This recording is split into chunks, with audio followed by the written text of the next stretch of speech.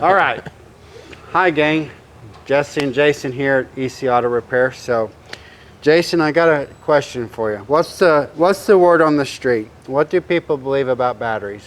Do batteries fail in the summertime or in the wintertime? They fail more than none in the wintertime because the extreme cold change that happens.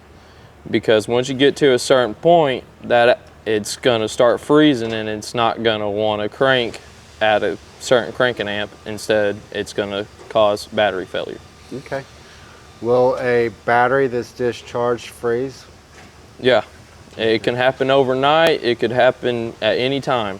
Okay. So if a battery's discharged, it gets super cold and it freezes, it can literally bust the case and destroy the battery, right? Yes, sir.